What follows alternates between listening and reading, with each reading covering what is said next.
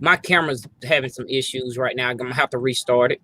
Hello, shooters, loaders, and casters. Welcome to our Friday night live stream. Chico's having camera troubles. Welcome, everybody. Happy Friday night. So, Chico, go ahead and start this thing up. Sure. Welcome, everyone. I was trying to see how many. It's like 21 of you guys and girls out there watching. So thanks for joining us for another Friday night Georgia Shooting Connection. I'm probably going to have to reinstall my camera because my computer restarted right before we did this. So welcome, everyone. It was 21. Now it says 17. Maybe they didn't want to see me or hear me. So thanks for joining. We got a few guests on here with us, NYC Reloader and MCK. So I want to thank them for being on here and all of you in the side chat on a Friday night. So MCK, what's been going on, bro? Like Kyle's preoccupied at the moment, but he'll jump in soon. Well, had a range day last couple days ago. Working on the car today, front brakes and a rear spring mount. Got that all fixed up, so just resting. Back to work tomorrow night.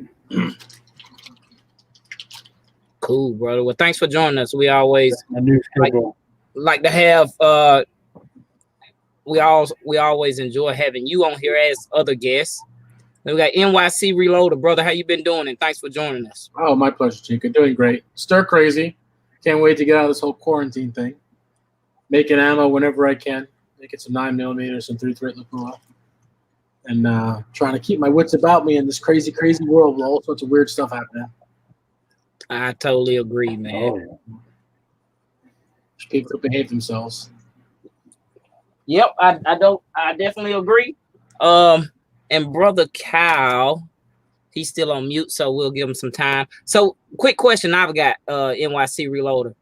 I know you got a couple of those Dylans. Have you thought about going with the Autobot since you since you've got a couple of them? I'm gonna be honest and say something you probably won't expect me to say. I already make ammo so fast that it seems like I want to slow down and enjoy it. And I know that's a crazy thing to hear somebody say, but I already crank out ammo so fast on these Dylans that I run through my brass so fast. And I've got in this quarantine for 3 months, I'm running out of cases to reload. So, that's my biggest problem right now is if I went any faster, what would be the point? And I really enjoy sitting here and watching and all that stuff, so I don't know if I'll ever get a machine. If I went into the business commercially and bought 50s or some of those new printers from the guys who make the Mark 7 stuff, if I bought one of their reloading and I was going into the ammo business, but it's insane. You don't want to be in the ammo business here in New York because the paperwork will kill you. Not to mention the inspections and everything else. So I'm happy with the speed I have between the two presses, and I just don't know if I want to go any faster than I do. I can't keep up. Totally understandable. The supplies. Totally understandable. I can imagine too. Jamie, how you been doing, brother? I'm good, man. I'm good. Starting back to work next week. At least semi-full time. They want us to be in the office 2 days a week, and they want everybody gone on Fridays so they can clean and sterilize and all that kind of stuff. So, man, we got a virtual who's who of the reloading community in the side chat. We welcome all y'all in tonight, and thank you so much. We got Coach Brothers is out there, Uncle John, Red Raider, Oceans.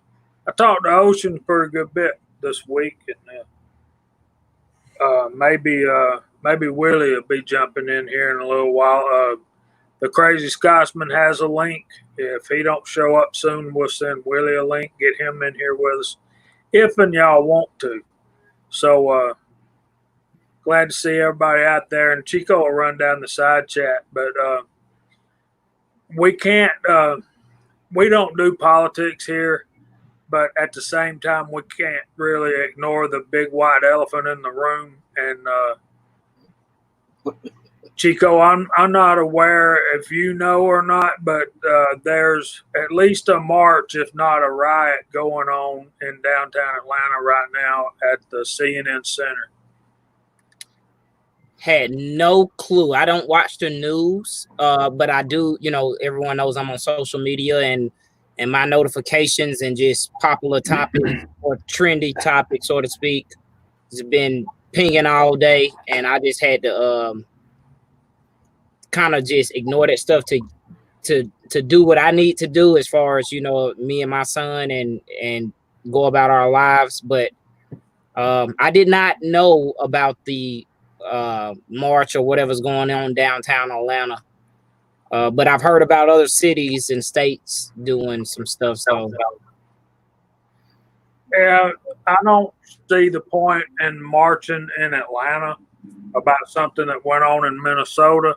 If you want to march about that, then go to Minnesota, jump in the march, have a good time. Problem is, the marches tend to get out of hand and turn into riots. You're walking that thin line right there. I don't know, man. It's just crazy to me why we want to. It's like a misjustice has occurred, so we're gonna make everybody pay for it by tearing down businesses that serve the community that we live in and make everything more expensive for us. Oh, Vanessa Kitty, strawberry smoothie. Let me tell you what I had for supper tonight. I had fried cube steak and rice, and for dessert we had fresh strawberry shortcake. I'm talking about the real stuff now. I'm talking about fresh cut up strawberries on top of angel food cake, and I put the Cool Whip in the freezer before I spooned it out. So the whole time we were eating, the Cool Whip is, let me tell y'all something. Frozen Cool Whip is the bomb, man. Who knew? Who knew? Yeah.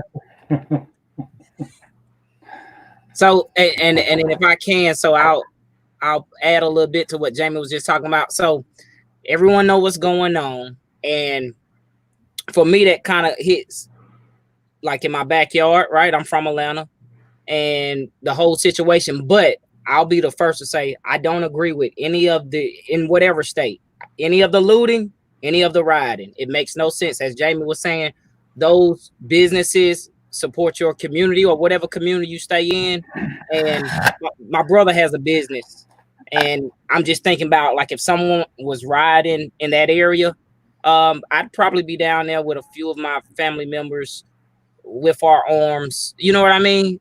Because those businesses do serve the community, and they have nothing to do with the real situation. It doesn't do anything except for make the tension more increased.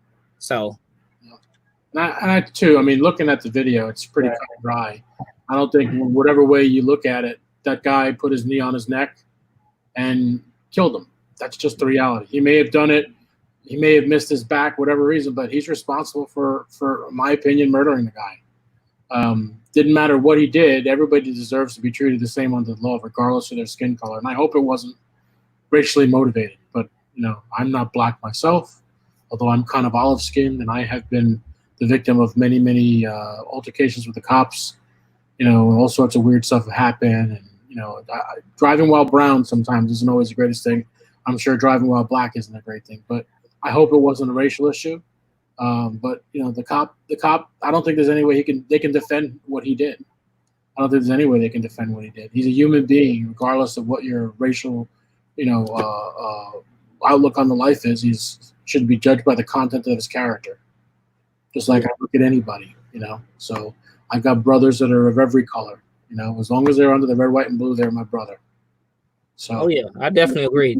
Like I said, the looting and the rioting stuff, that's way over fetched if that even makes sense to you guys. I don't agree with that at all, because like you said, those businesses in those areas serve and support the community, or supply them with whatever. So it's like damned if you do, damned if you don't. So but if people are rioting for food, that's a different story. If they're hungry and it's quarantine and they don't have enough to eat, that's a different story. But if they're stealing color TVs and clothes and stuff they just don't even need, if you look at that Target, they wiped out everything like a bunch of locusts, unfortunately. You know, and then they burned up AutoZone down and burned the Target down. It's like just there's no call for it. It really distracts.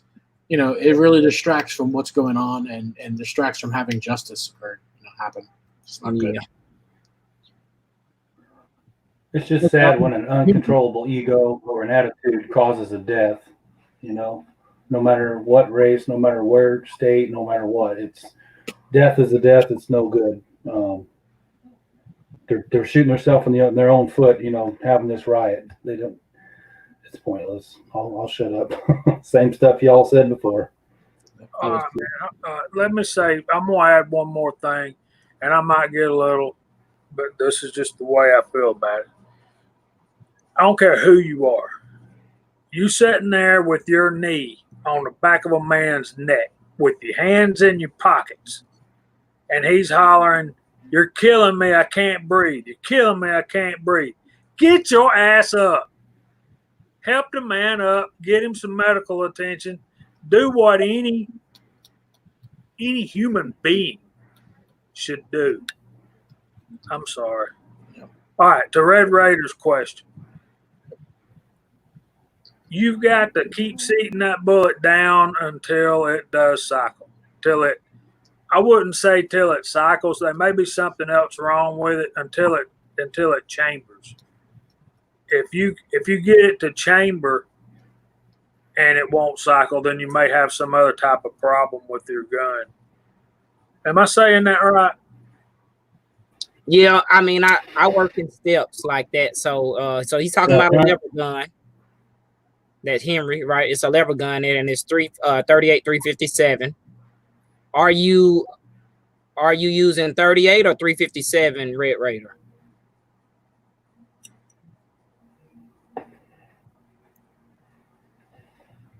So, and another thing I would say that about that, me and Jamie was talking about this the other day. Anytime I get a new firearm, before I reload for it, I want to make sure it's operating correctly before I even start loading for it. So I'll throw a live round in there, but normally a dummy round and see if it cycles before I break anything apart or start messing with stuff. You know, so he says 38, so that should definitely, in my opinion, cycle. But it probably has something to do with being a full wide cutter. I would try like a round nose and see if that would cycle, and that's just how I kind of do it. If you guys don't know, when I first got my Henry, I bought factory. I mean, not my Henry, my Rossi. I bought factory ammo. It was a truncated cone. It was Fiocchi, and it would not cycle. It would not chamber them. It was hard to chamber. I had to kind of like double cock it to do it. So, I'm backing up here in the comments, man. Give it a second. No problem. I'm looking to see if it was a full wad cutter or a semi-wad cutter. Well, that's comments is going crazy. I see PC Bullet.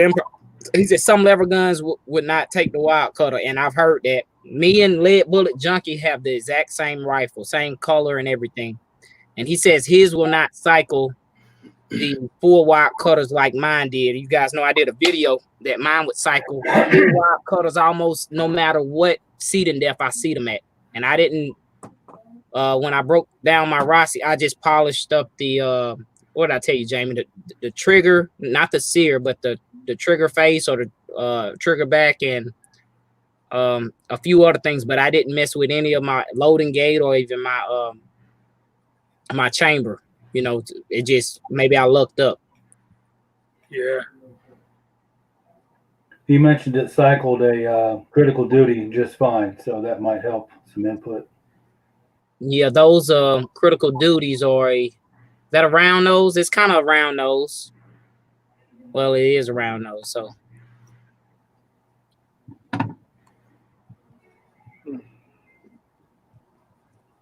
Yeah, I just I'm sorry, guys. I didn't mean to go off like that, but It's what we're all dealing with right now. It's what we're all thinking about. So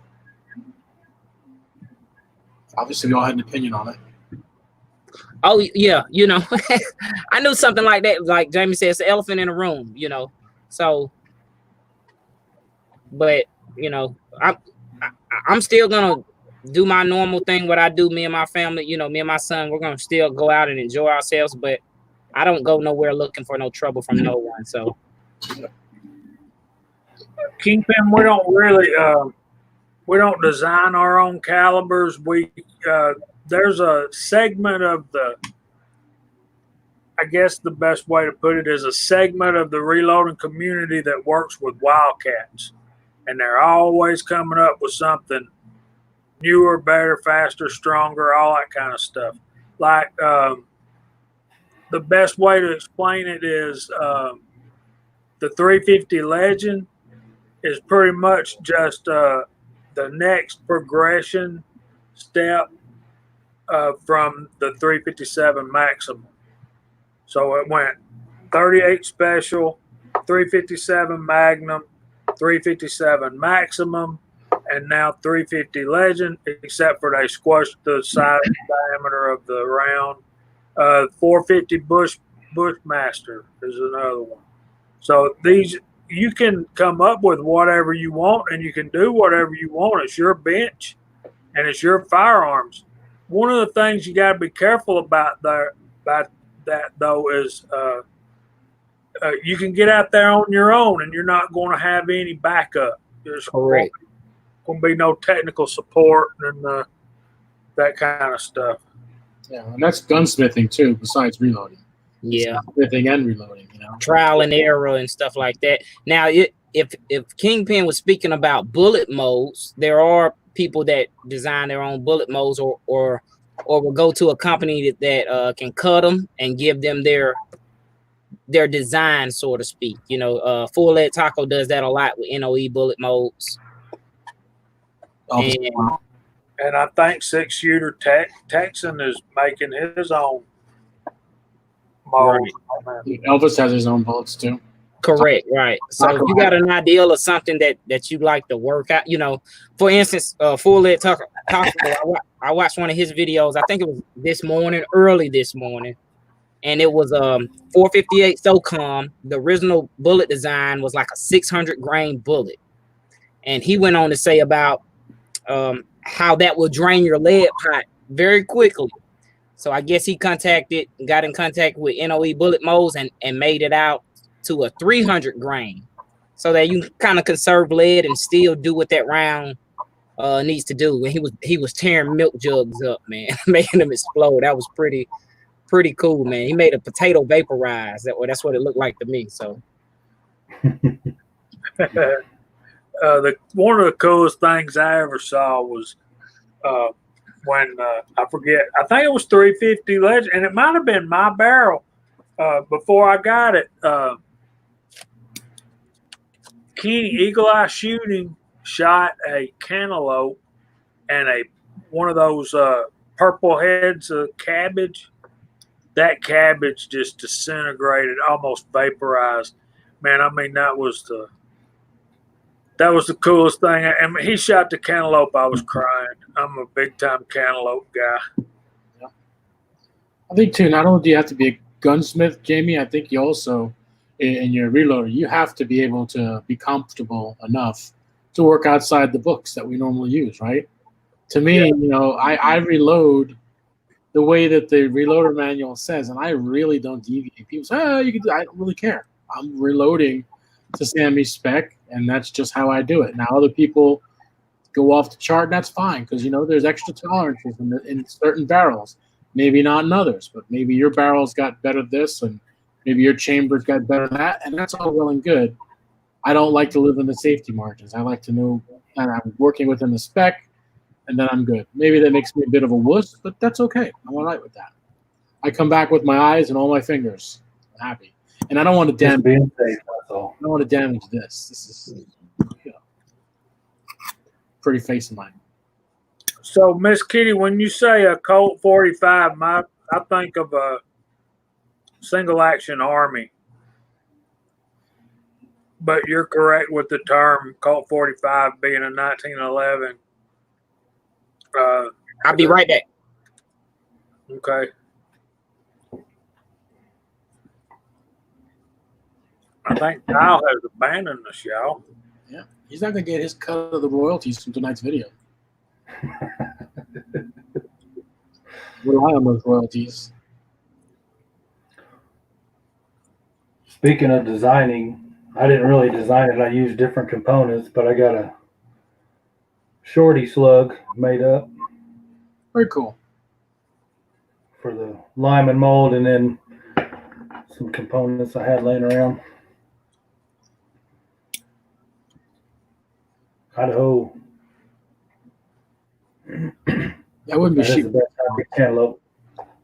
I love me some cantaloupe, especially for breakfast with fried cube steak, scrambled eggs, steak and gravy biscuits, grits. Yeah. All the healthy stuff. Yeah, no. Gotta love some grits, though, man. Being Yes. in Georgia, you gotta love some grits. Yeah, I'm Italian. We don't eat grits. We eat polenta, which is the same as grits. Except for it's a little more yellow. Yep. Yeah.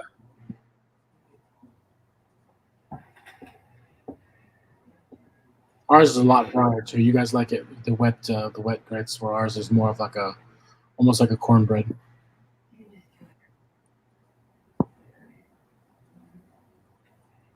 Sounds good. Good stuff. Y'all blowing that side chat up faster than I can. There's a question for MCK.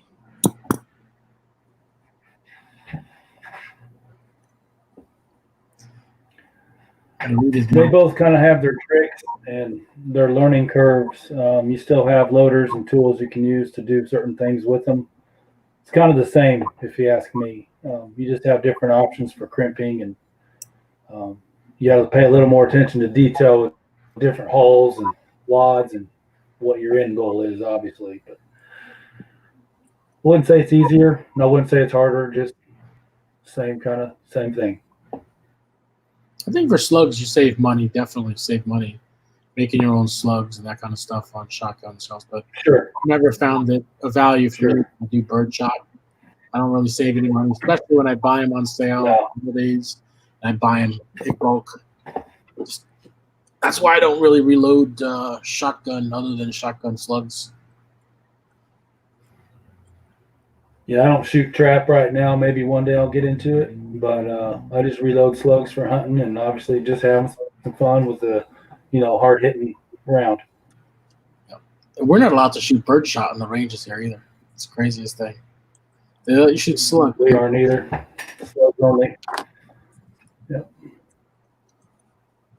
I owe you that video, Emperor. Russ, that sounds like blue cheese grits. Would that be correct? Blue cheese is an acquired taste.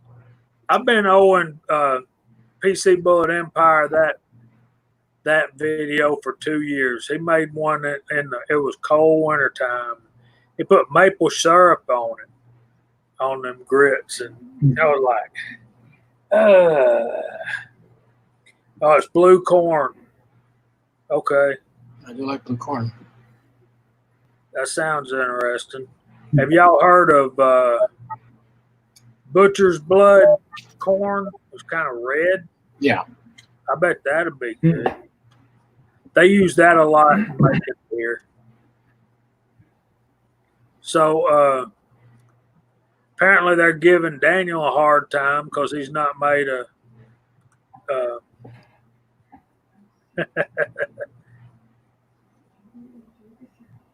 Tex, this turns into a food channel every Friday night for at least a little while. Yeah, nobody's mentioned barbecue yet, right? Nah.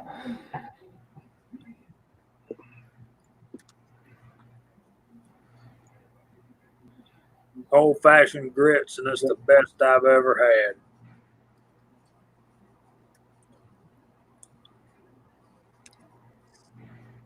Cool, man. There's Single Shot. What's up, brother? Howdy, sir. Chico, we've been on here nearly half an hour, brother. You want to do your thing? Yes, sir. Can everyone hear me? We can hear, we just can't see you. Yeah. I don't know about you. I know Jamie probably knows. We had bad storms here today, so I don't know if it knocked my camera connection out. I use an external camera, so because the laptop camera kind of makes a popping noise. So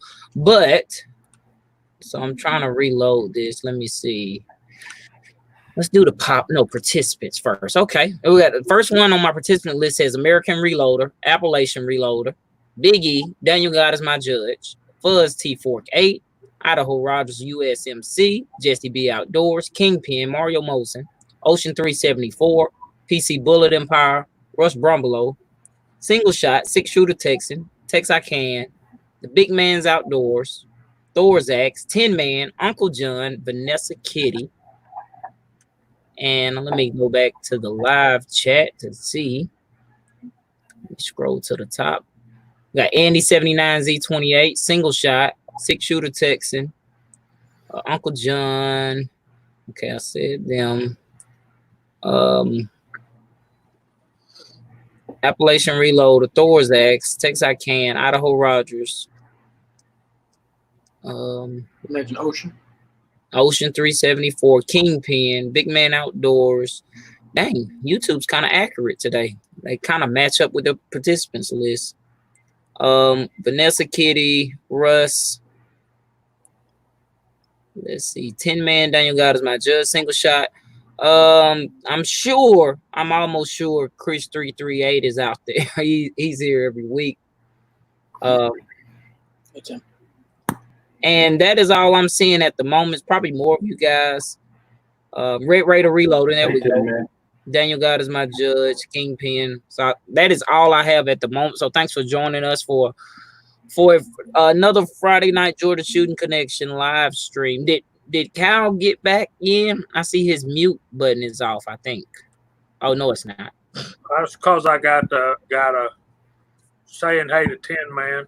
Oh, it takes away. Yeah, I do that now.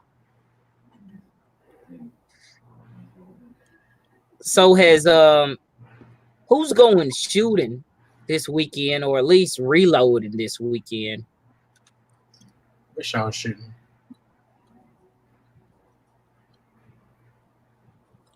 I'm back to my every Wednesday for the range trip. So my indoor range is lacking this rubber band gun. So Daniel, you remember that show called Alf? Oh yeah, I do. no. Yeah, and he ate cats. One of my favorite lines was, "I love cats. I just can't eat a whole one by myself."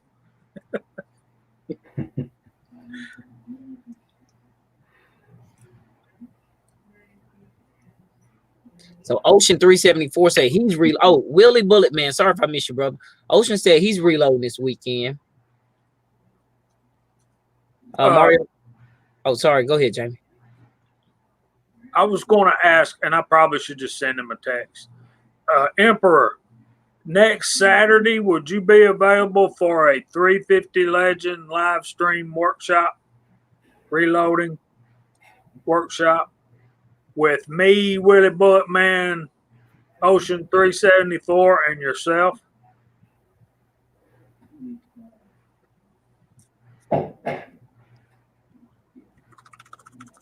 All right, Jason. I was thinking this morning I need to do a video of all the scales I've got. You want to take that one, Chico?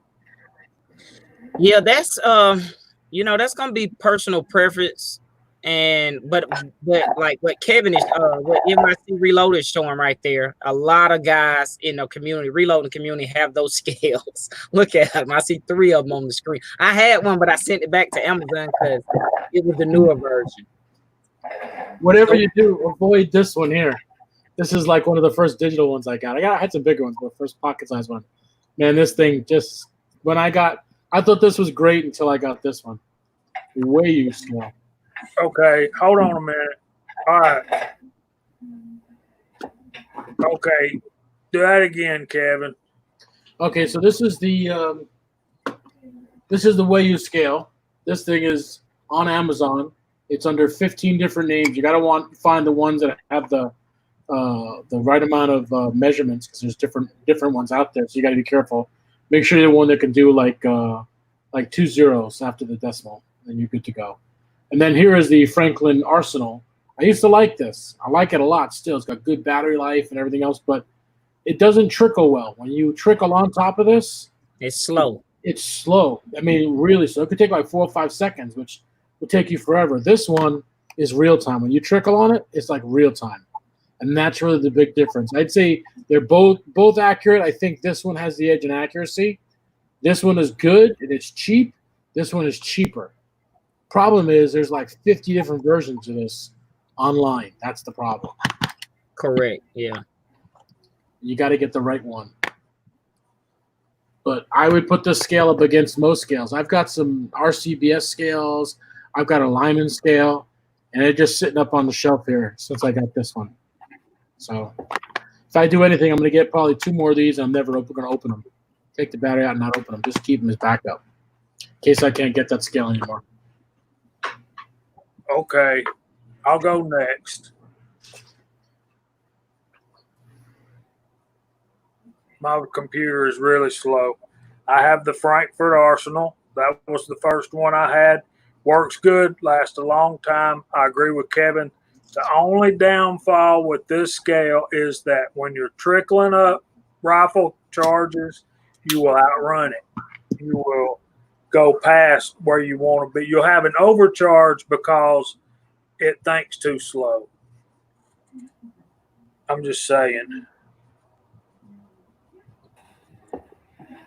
And I also have the Wahoo. Works good, lasts a long time, very accurate, very fast. You will not outrun this one. This is the one you want to get. This one, the Hornady G500 POS. Do not buy this scale. And then up there, Good advice. I have the Hornady beam scale. All right, Mark, you're next. Okay. My go-to is obviously the Home Geek. It's been reliable. I've only changed the batteries once, and that was because I just wanted to be sure they were still good. There was no problems. It was just me. But guys, always have a mechanical backup, whatever it may be. You want something mechanical. And this is an old Lyman I cleaned up, and it does fine. And the powders match up good enough for my needs. But as of now, that's all I've got. And then I've got the scoops. I'm not afraid to use the scoops for just quick plinking rounds, for oddball stuff. But I wouldn't rely on those for any accuracy or, depend on them for, good groups. So. Okay, the Home Geek is the same thing as the Wahoo. It really is. Yeah. And that's let's see, Big E. You're welcome, brother. That Hornady scale, I think I've told y'all this story before. I went to let me get you off here, Mark. I don't want to creep you out, brother. We love you, but and the beard's coming in nice. And remind me I said that. I got something else to tell y'all. I think Kyle must be having some Yeah, he dropped out. Yeah, because I even had when I got home, my son was trying to watch TV. Our cable, it was having some issues, and our cable and internet's kind of connected. So, but I've got good internet connect. I know we had storms down here today, so I don't know if something knocked something out. Probably did. If we're talking about scales, we should probably talk about calipers too. Right? hold on a minute. Idaho's got the trickler. It trickles slow, so it's fine for the Frankenbeans Arsenal scale. So, So sorry. tell me if I got a deal or not on this trickler. I got that for $3. Did I get a good deal, or are they always cheap? I'll give you twice that for Well, I kind of need it. it. Let me show you the one I got. That's a very good trickler. This worked for me. I'm just curious, so compare. I have nothing to compare it to. So Show us, Kevin. Yep, this is my lineman. I love this. I love this trickler. I've had many tricklers, and this is my favorite. Is that a lineman? Yeah, it's lineman. It's weighted. It's got a great knob, great screw turn system. Really, really good. And it's definitely a lineman. Yep.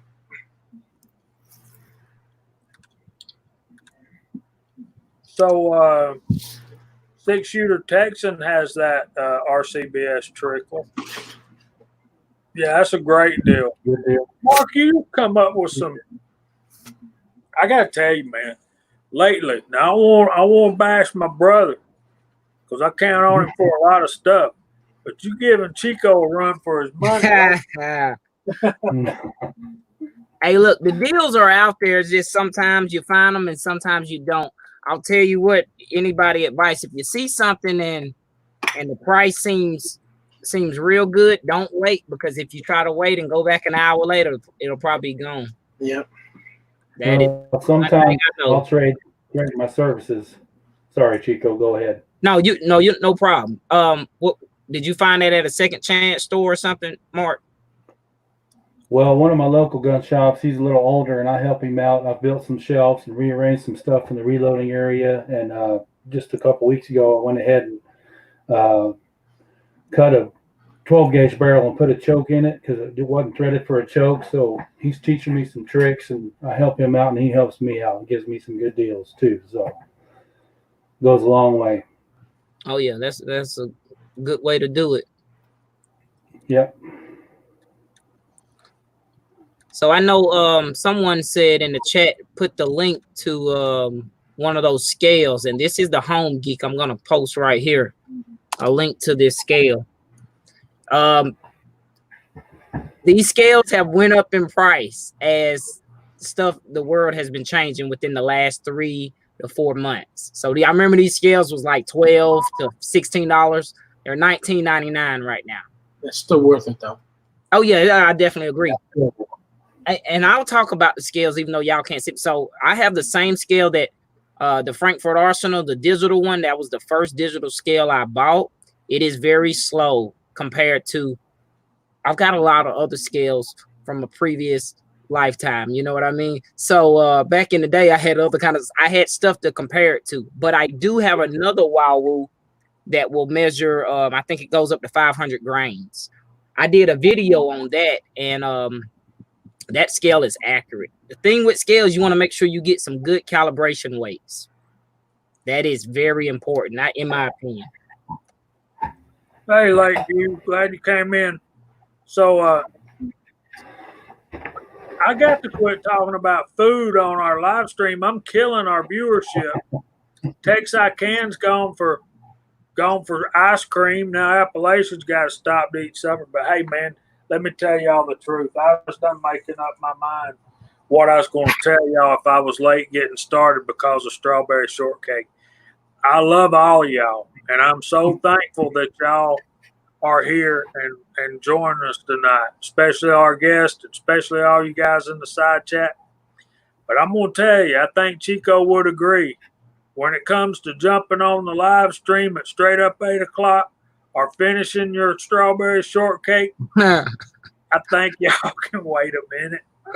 It'll be all right. Yeah, I'll finish the dinner. Mario's having Chipotle. And this is the trickler I have, the little Hornady one. It's chintzy, it's plastic, it's got a brass rod, no real knob.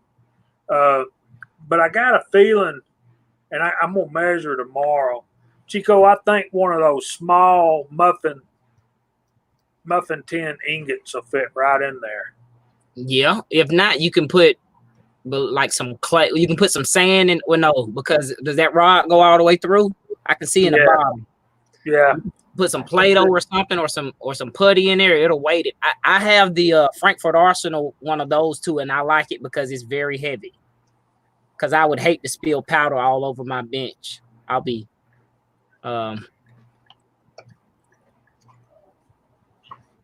So yeah, it does work. And if you can keep from knocking it over, you're right, Thorzax. It's all Yeah. and I think it was like $12. Thanks, American Reloader. I'm working on a video. I'm not finished recording it yet, but I'm working on it. Hey. Jamie, you think we could talk about calipers there? I'd love to see what you guys use for calipers. Sure. Hey, and look, before we do that, I want to say like what MCK said. I agree.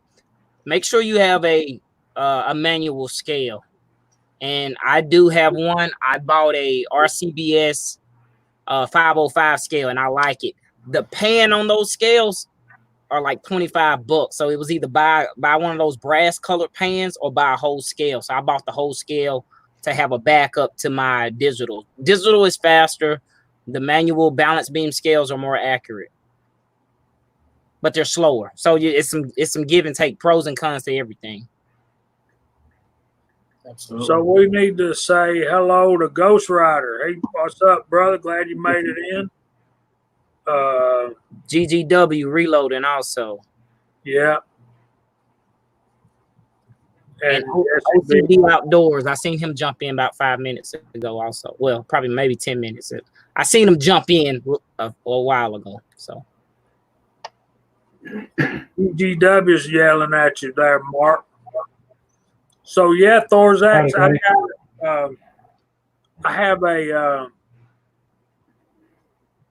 I got one of them too. We're gonna get to that in just a second. I used the I ordered and I'll cover that in the video. Of course, I got a trip tomorrow, so it'll be next week. Y'all probably can't see it, but I got it on a inline fabrication flush mount quick change outfit. So y'all got lots of ideas about weighing that thing down. All right, so you ready then? New York. Yeah. Yeah, I like the. There's a lot of obviously calipers out there. The Hard 80 makes one. Obviously, everybody else makes one. I went ahead and got an eye gauging caliper, and I swear by them. I got two of them, just one for backups, an Easy Cal, and I got to tell you, this thing is insanely accurate. Really, really like the digital. The battery life on them could be a little bit better. I think. Like this and like many other ones, that the big problem is that when you turn it off, it doesn't go all the way off for some reason. It keeps using the battery. So I wind up pegging it with a piece of paper on it. And so every time I reload, I just pull the piece of paper out and it preserves the battery life. So I've had the battery in this one for about 1.5 years. And without doing that little paper trick, which you may find on some of the other calipers, you'll find out that it's still using electricity even though you turned it off. Mm-hmm. So put a piece of paper in there and pull it out when you're using it, And I have some other ones. Somebody gave me a pair of Harbor Freights and some other ones. Those weren't very good. Those are good. Those started out okay, but they started to wander after a while. So I've had the Hard 80. I've had some other ones. I'd be interested to see what you guys use as well. I'll tell you for the calipers. Sorry, did I step on someone's feet? No. I have a Frankfurt Arsenal. A lot of my stuff is Frankfurt Arsenal because when I first got into reloading, I wanted that stuff that day. Yeah. A lot of stuff. So I bought it locally at my local academy. So academy's big on Frankfurt Arsenal, MTM stuff. So a lot of that stuff I bought from my local stores that had it available. But there are other items, manufacturers out there that are a lot better than the Frankfurt Arsenal, but mine works good. As long as you keep the batteries changed. Same thing with scales. You'll start having inaccuracies if you let the batteries run down. And if you leave them in too long, the batteries will leak acid and ruin your scale or calipers or any other electronic device for that matter. Especially if you use Harbor Freight batteries. Yes.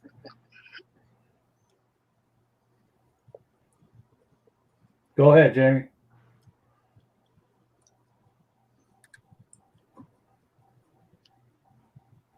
Okay, American Reloader, that's a good trick, but do those do those batteries from the Dollar Tree last?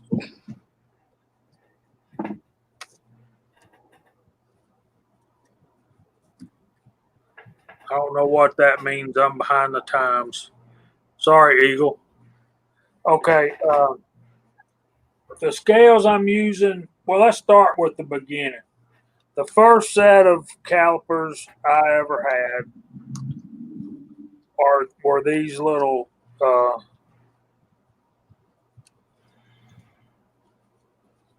these came from Harbor Freight, a little bit small set of electronic scales. And I'd be zooming along and they would just lose like 500 thousandths, just bang, right off the bat. So they have been retired. It started out good though, right? Because that was my experience. When I started, it was like, these are really good. I can't believe how cheap they are. And like a year later, it's like, oh, this crap.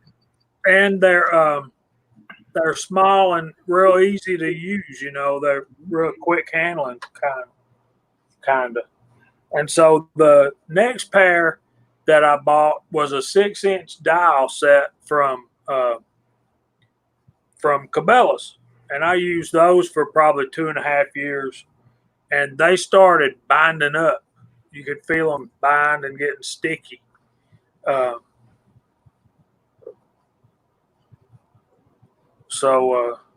Little Toyo, yeah, some bucks though, aren't they? And yeah,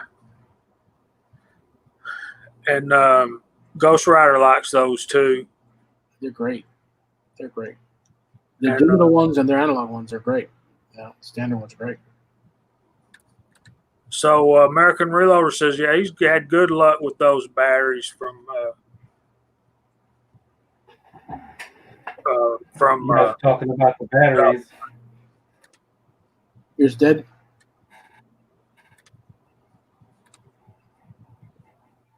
Which one is that one? General Ultratech. Yeah. Like you're talking about the batteries, this will accept an LR44, but it will not last very long with the LR44. If you get a 357 or a 303, they run for a long time, and I believe this one does shut off when you turn it off because it, like I said, the 357 battery, it's been in here for 4 months, and an LR44 won't last me a couple weeks, and I don't trust it. If it's blinking at me, I think it's wrong. So I still think that there's most of the companies using the same chipset or something in their micrometers, and I think all of them suffer from the same power leak problem. Even if you plug them, turn them off. Hence why I put a piece of paper in there on the contacts, and I've got wouldn't hurt. You're on one, 2 years on the other. Okay, I don't know. I agree with you, Lakeview Outdoors. I don't know that brand. Yeah, that's the one I just showed. iGauge. I would like to go ahead and get a dial caliper soon. I think it's, having mechanical stuff is definitely a must, and I need to get a good set of dial calipers. Okay, these right here are the ones I need to get them back off of there. Put them back. Okay, my computer's really slow today. These are the ones I'm using now. I really like the dial ones. I just do. I made up my mind that I was going to learn to use them. And can you go full screen and show us again? Yeah. There you go. Okay. These are some that the Scotsman sent me, and I don't know. I don't know the brand. I don't know how much they cost or anything. All I know is Scotsman got ticked off when I broke my Cabela's, and they wouldn't live up to their lifetime warranty, so they said. And so he said a couple of days later, these came in the mail. So I appreciate that from the Scotsman. They came in this box, if it means anything. It's got a big W on it. Does that mean anything to y'all? Nope. No. Okay, so I try to keep them in the box when I'm not using them because Kyle swears up and down that the reason my Cabela's ones stopped working was because I dropped them off the bench. And I ain't saying I don't think that's right, but okay. So the next set I got, I went to Harbor Freight and got these, and the reason I got these is because their only purpose in life is to work with the Hornady tools to check my headspace. So I just leave that set up like that, and then I can re-zero it anytime I get ready to measure that. So that's where they are. And my backup set, my dial calipers are these. So I got the Hornadys. So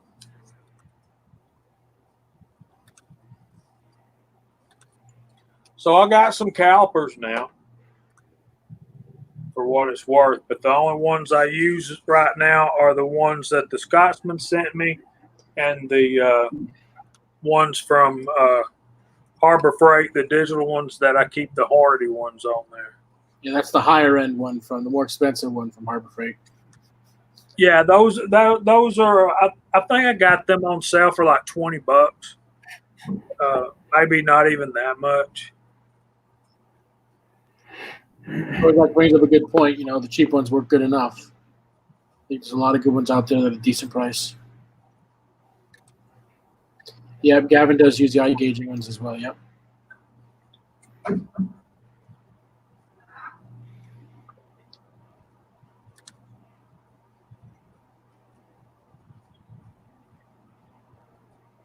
They better be good ones for that kind of money, I'd hope. That's Mitutoyo money or more, right? Yeah.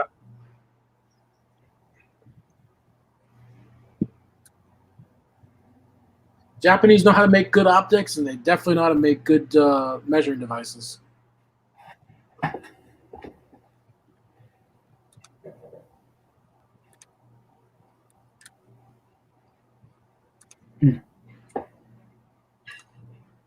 Far out, man.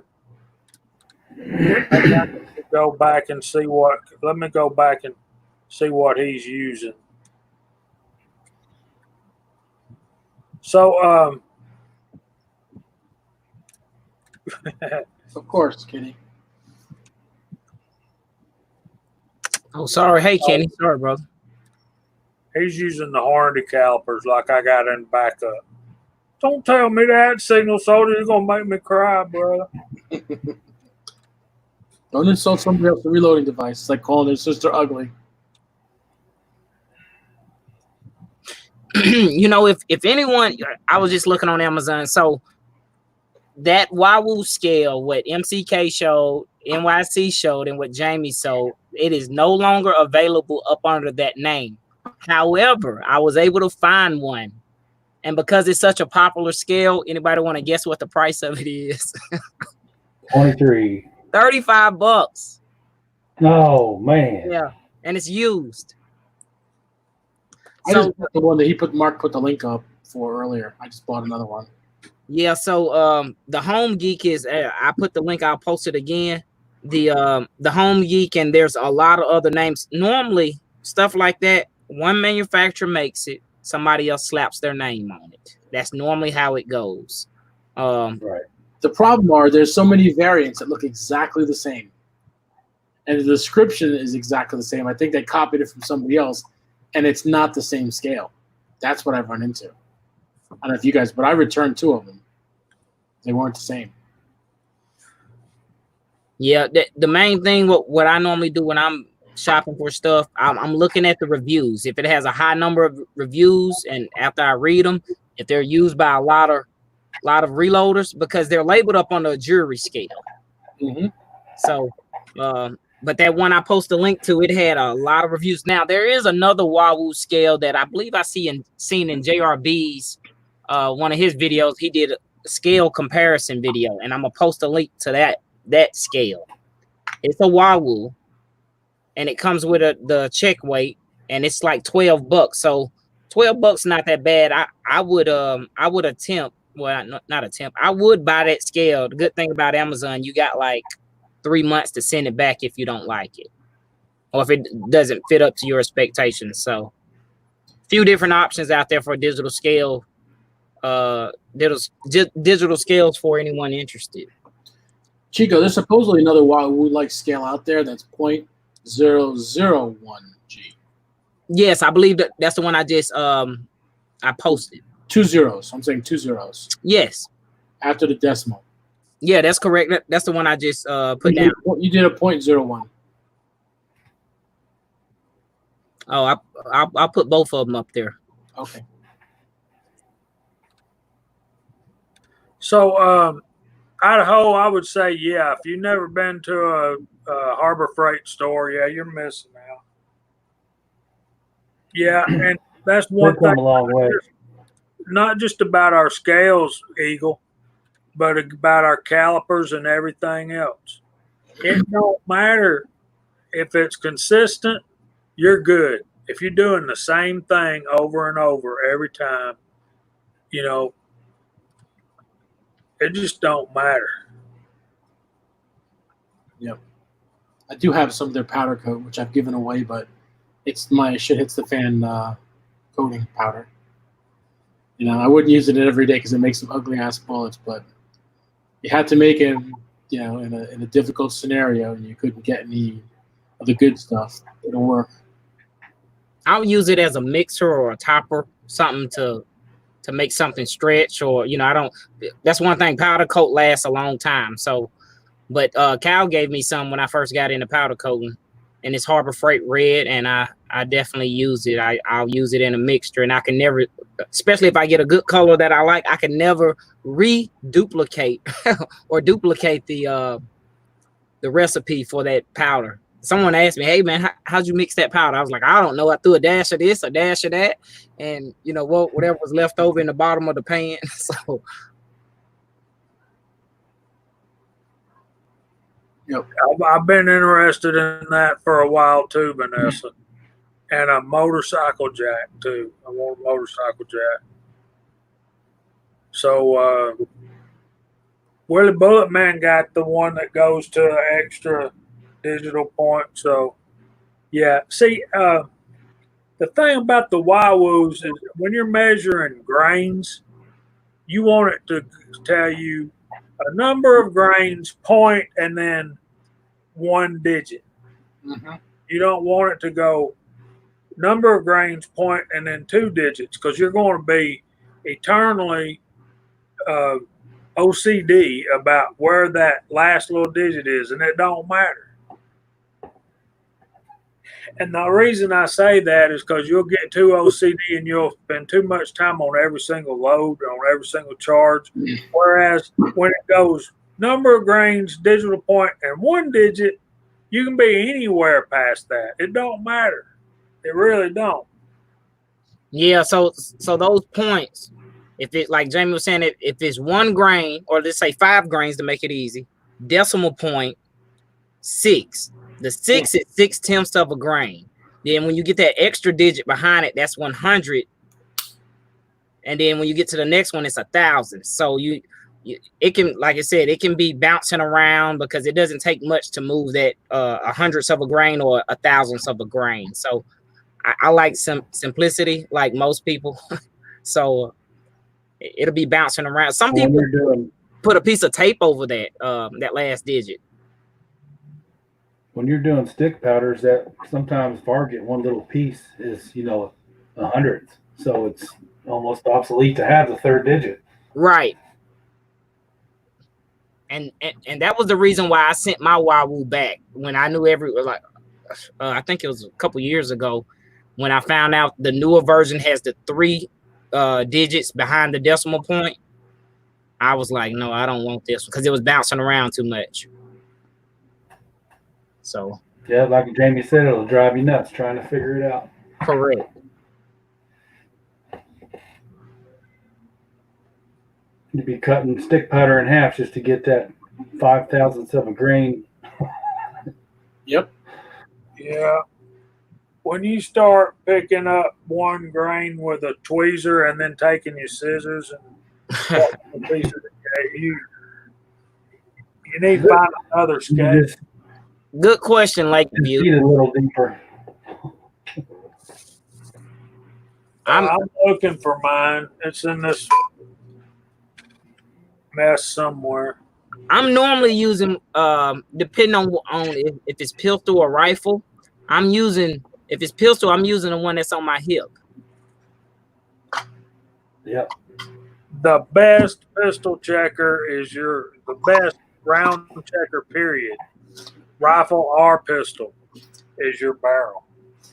But to really answer Lakeview's question, I do have the for 9mm, I do have the Dillon. For 45, I have the Dillon, and for 357, I have another company's called the Shooter's Box, and I like theirs also. Yep. Well, only case gauge I have is 30-06, and I should probably get a pistol one, but I use my chambers for the plunk test. Right. And someone's asked me that before. I'll tell you why I do it, because I've got at least 3 different 9mm pistols, all different manufacturers. And when I first started reloading, I loaded everything to my pistol chamber for my Glock 19. When I took those reloads and tried to shoot them in my CZP07, it locked the gun up.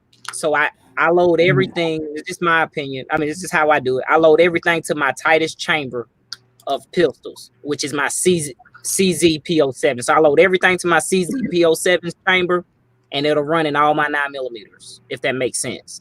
Yep. All right, let me show you some of my gauging devices here. I got a bunch. So first, I got the Dillons for 223 and for 300 blackout. I got them when I got my press. And I got a bunch of the Wilson Combats, which are really good. The only problem I have with these is you need to keep them in a Ziploc bag with a moisture muncher because they will rust. Yes, they're steel, right? Yep, and they will rust. Yep. And so I've Dremeled and cleaned them a bunch of times, and I've lubed them up, and I keep them in a Ziploc bag with a moisture munch in it, and that has stopped that problem. For 338 LePou, I got one that was specifically just for that one. Lyman makes a really good one. It's anodized and everything. It's good. And then I like the Lyman stuff, so I got one for rifle calibers, and I got one for pistol calibers as well, just like Jamie. I use those. They work great. Yeah, I'm probably going. I want to get that one for the rifle, but for stuff like 940, yeah, your barrel's going to work. And like Chico said, find your tightest chamber and just use that barrel as your checker. Yep. Absolutely. Or check your barrel against the gauge too, and if they're right on the money, then you're good to go. Yeah, and for my 308, I have a Lyman, and it has the same problem that Kevin Wilson chamber checkers have, and it rusts because it is steel. I mean, it's a good, you know when you pick up a product and you can tell it's made with quality, but the sucky part is it's steel, so it rusts. That is the drawback to them, but it's good and heavy, and but it just rusts, which gotta stay cleaning and lubing it. And they're not cheap either, they're not cheap. And if you lube it, then powder sticks to it. Russ Bromlow saying this in Idaho's right though, using that gauge for quick size and length. Make sure you got it sized good and it's trimmed right. That's fine, but I agree with Kenny Eagle Eye on that statement there. Especially with this one I have, and I know there's other chamber checkers that do. This doesn't have any rifling cut into it, so you don't really know where to seat your bullet. And the only way you're going to know that is using the barrel. Yep. And one last thing about that, if I can say, I was not able, or it's real difficult to use my barrel for my 308 to check my 308 reloads. And so that is one of the reasons why I have I see a need for both, using your barrel and also having a backup, so to speak. So I'm pretty sure some guys can. I don't even think I can do that with my AR. You know what I mean? Check the chamber, because you can't actually do the plunk test, so to speak. Somebody may prove me wrong here, but with rifles, it's not. I can't do it with my barrel. So GGW. Well, the thing with the thing with using your barrel is that with a bolt action like you have, Chico, it's not that big a deal because you got all those camming surfaces that's going to close that thing on down. And Ozark tells us this every week, and I keep forgetting to go check those out. And yes. I believe, I could be wrong, but I think that may be something similar to what Taco uses, or I seen in his video last night. It's kind of cut away, right? Or maybe not. I think so. Yeah, the chamber checkers, they're Sammy and they're rifled. So see you, Kingpin. Thanks for jumping in, brother. Hanging out with us for a minute. If you ever have any questions, you can hit us up on our email or on our Instagram page. We'll be happy to answer them. If we don't have the answers, we'll find them. See you, Kingpin. Yes, Ozark said correct. Yeah, they're cut away, almost look like a cutaway. Edward Petty, hey brother, sorry I missed you. I seen you earlier. And Signal Soldier 31, Duckville, Missouri. And Eagle Eye. Use reloaded brass, high pressure reload plus excessive headspace equals disaster. Yep.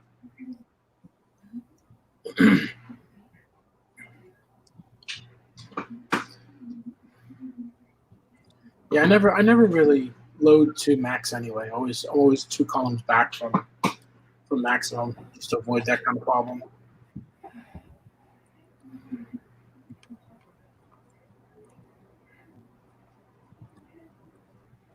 And with the big ammo, like 6.5 and stuff, and 308, I'm doing the liquid. Hey, Georgia boy. Talking about. Hey, Pastor. Glad you could join us, buddy. Georgia boy and Joe Lead Slinger. Thanks for joining us. Hey, Joe.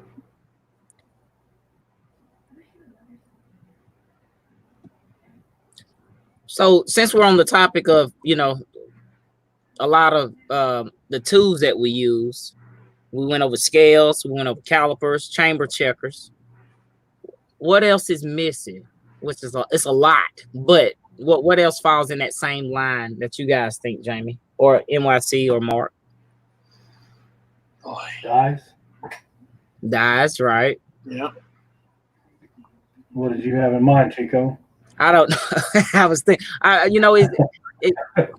it'll always come, but it'll come after the stream. I was like, dang, we should have said this, but You're right. For when you mess up one of these, right? So yeah, but so we had scales, that works. Calipers, that works. Chamber checkers, that works. Yeah, dies would be kind of in that also, but dies we can go way longer than 2 hours on dies, and that's personal preference to me. It is. What do you guys do? You guys are assortment? I used to have a bunch of Lees, and I gave most of the Lees away to my nephew, and I've got the rest of them are all RCBS. I had some 180s, and I'm not knocking them. I just like the color green. It's my favorite color. So when I look over there and see all that green, those green RCBS boxes with dies in it, makes me happy. Except when I go to 6.5, I'm going to have like a set of dies. I'm going to have a Lee from this one, or an 80 on this one. I want to have a bunch of different Redding die for one part of it. That's going to be a crazy load, but Kenny was going to give me the perfect recipe for 6.5, which dies I need to make perfect 6.5. good suggestions out there. I see priming tools, powder drops. Is that Duckville, Missouri? He said your brain. Yes, use your brain. But another thing I was thinking, think about your manuals, and that can go off in a long, stringent. People have likes and dislikes. Everyone always says, or a lot of people says, when I've showed my Richard Lee book, nobody likes that book. So I like it because of the variety of bullets it shows. Yeah. But I cross-reference all my reloading manuals with each other, and I'll use it with quick loads also, kind of bounce back and forth to confirm stuff or disapprove stuff. So, but priming tools, I see case prep centers. It's a lot, man. It can be a rabbit hole. People want to know if there's non-reloaders in the side check. That's why we always talk about the rabbit hole, because it goes deep. I use one manual for my cast bullets, and I use obviously a Hornady for everything else. And I use theirs not because I like theirs over everybody else's. I know it's Sammy's spec, but more importantly, I like the digital manual. I like the updates that I get. I have a subscription, so I've got 3 years worth of manuals because I keep a subscription, and I have it on all my devices. And books take up space. And one day I looked in my cabinets that I have above my reloading rack, and I had 16 books. I was like, man, look at all the space it's taken up. So now, if it's not digital, I'm not interested. That may bite me in the fanny later on someday when the lights go out and don't come back on. And I'll be wondering, what they have. But quite honestly, I'm pretty good at remembering what my loads take anyway. I write all that stuff down on my boxes and stuff. So I think I'm good there too. But still, if it's something exotic, I definitely want to go back to the manual. Right? I mean, it takes up a lot of space, especially if you look at the Hornady manual. I've got version 9, version 10, 11, 12, It goes on and on. So I'm going to stop that game of spending $29 or $40 every time they come out with a new version. Just gone digital. I think they charge, $6 or $7 for a subscription, so you constantly get the updates. Anyone doing that besides me? I don't do I do the digital. If it's online, if it's free, like say for instance what is it, Hodgdon, or the Hornady. Yep. No, Hornady's not on, or is it online? Yeah, it's a few of them. But I'm a book person, so that's probably Georgia boy. What he said, dippers. Yes, the dippers. Yeah.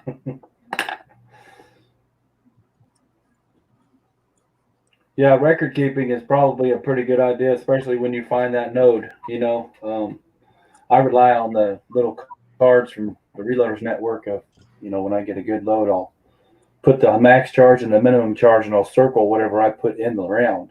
That way I can play with it at a later date. I've always got it wrote down. They got a card that comes with the dies for a reason, right? You buy those dies, and a lot of them come with a card that you can put your load information on there. You put the powder with the load that after you've ladder tested it. I'm not saying put every charge in it, but just the ones you've ladder tested, and you hit that window of accuracy, then you hit the sweet spot with that powder, then you write that down on the card. It's good. With what bullet it was on. I mean, everybody's rifle varies, but sometimes you can cheat with YouTube and your buddies on here. You get a good window, and then you can fine tune it for your gun, and then you can just, like you said, write down your own. I mean, yep. Save the card for what you really like. Brother Kyle, how you been, man? I'm sorry I'm late. Wow. I was here early to the party and then had unexpected company show up. So had to be a gracious host, and he doesn't get down this way too often and needed to talk to me about some things. So and then I come back and my computer's dead. I knew it was low when I was on the back porch earlier. And I said, well, I'll plug it in before we go live. And it was dead. So anyway, I'm good. I'm great. I want to say hey to everybody in the side chat. I'm terrible at mentioning everybody. Just busy. It's starting to warm up in Georgia. Good to see you, buddy. Another good place to record that information is those Reloaded Network cards. Yeah, that's what Mark was talking about. He gets his pet load and then fills it all out on there. And that's also a good way to support the Reloaders Network. Yep. That is Anytime true. I'm giving a note to somebody, I usually write it on one of those cards and give it to them. Say, order yourself some of these cards. I need to order me some. So, one thing I mentioned earlier, I want to get back to now that Kyle's back, is the facial hair that's coming in on my buddy Mark MCK up there. Check him out, Kyle. So, I was at Kyle's house earlier this week, and he hooked me up with some beard balm and some beard oil. Okay. I opened this stuff up, and I'm putting some on my fingers to rub into my beard.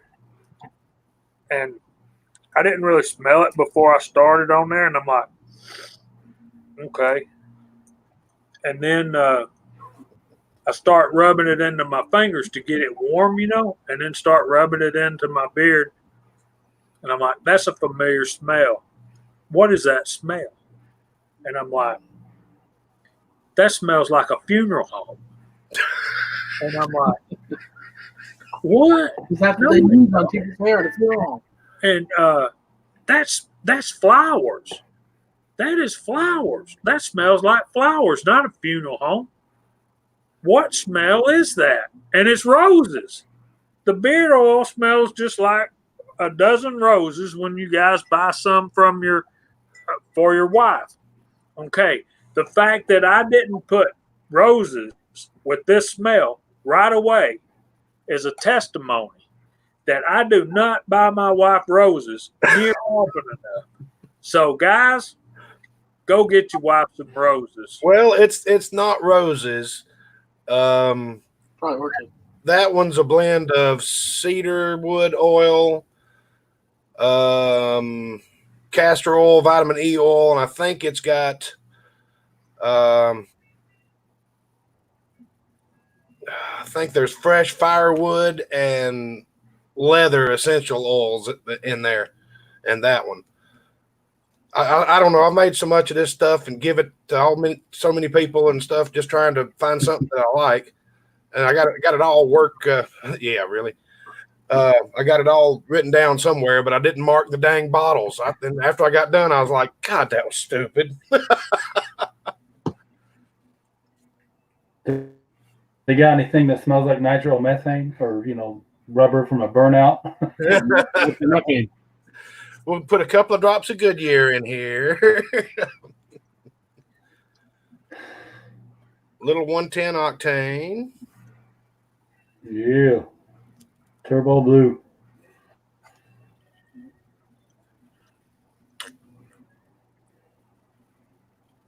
Hey, Mario, I got you, brother, on those cards. Just hang tough. I'll send some out.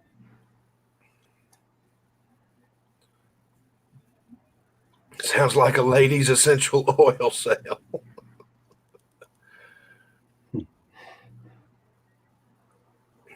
Oh, your beards are looking healthy, man. I'm pretty jealous. I wish I could wear that for work, but I can't do that.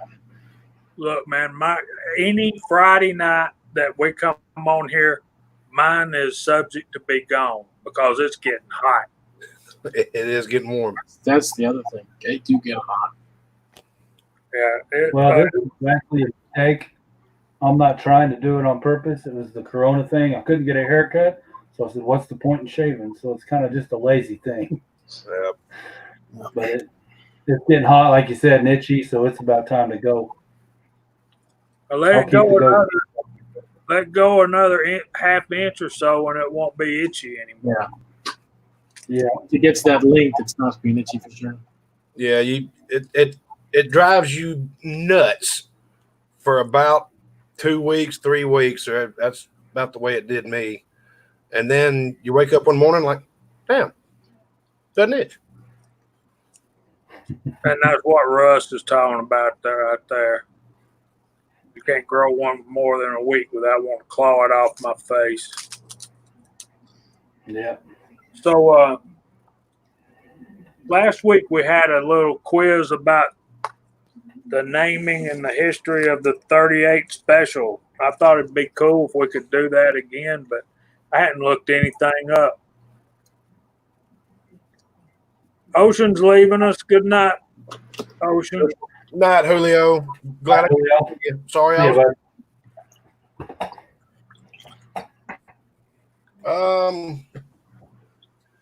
pick a caliber and I'll go from there. Pick a caliber, Dan. Not a specific cartridge, just a caliber.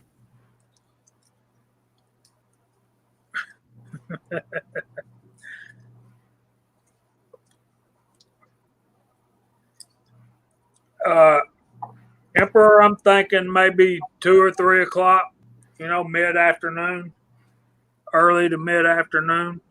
Ozark's got one for you, very historic caliber, but it's a cartridge. Well, I mean, we can do that. 4570. Let's get all the pertinent information here.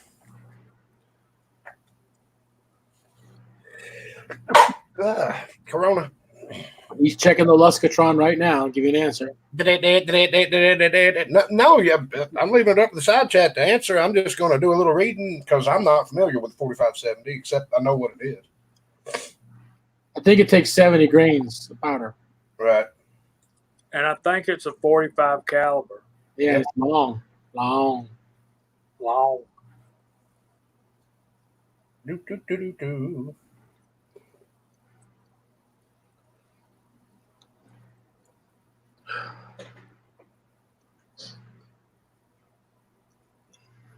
Okay, this doesn't give you the history on it. The history is somebody wanted to kill somebody at longer distances and hit them harder. Or kill somebody. I can see that. Yeah, something harder. Somebody shot something with some gun that wasn't big enough, and the animal got back up, so they went and made something bigger. I found the history on it over here. Okay, what is it? Well, no. Well, I guess we already know why it's called that. 4570 government, right? Yeah, they've been using it for over 130 years. They're looking for an effective, larger caliber brush cartridge out to 150 yards. So it's a big game, 30-30. Mm-hmm.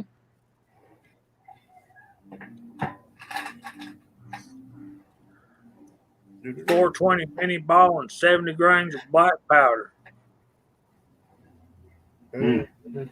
Wow. This data is not safe for trapdoor spring feeds.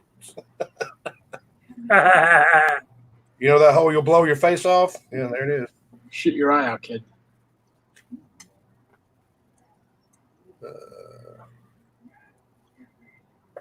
I'm trying to see because it's got another section in here for trapdoor Springfields. 48.95. I think they're great. I think they kick butt. You want to kill a buffalo? That's the round. A buffalo, a Cape Buffalo, 4570 do the job. But there's a lot of exotic calibers out there now. Modern calibers do the job too. Oh, there's golly bum. Every week I go to hear of another caliber. I'm like, what is that? You know, I'm not even talking all the Ackleys and the Wildcats and just like, God. Yeah, you remember the 300 blackout craze? Remember the 300 blackout craze, quickly followed by the 6.5 Creedmoor craze? Yeah. Preceded by the Grendel craze? You gotta have this caliber. Does it make the animals any more dead than the one before?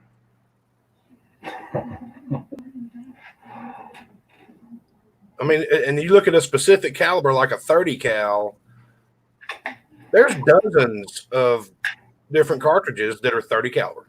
Yeah. I mean, it can get real confusing. Then you add in the NATO cartridges. If you could take a buffalo or a bison with a 300 blackout, at 100 yards, that ain't bad. That ain't bad. Kenny, that sounds like a full lead taco gun. a 6mm AR Turbo 40. Yeah. Or something you'd hang on a small block Chevy. With the flamethrower option. If you don't hit them, you burn them to death. Cook them.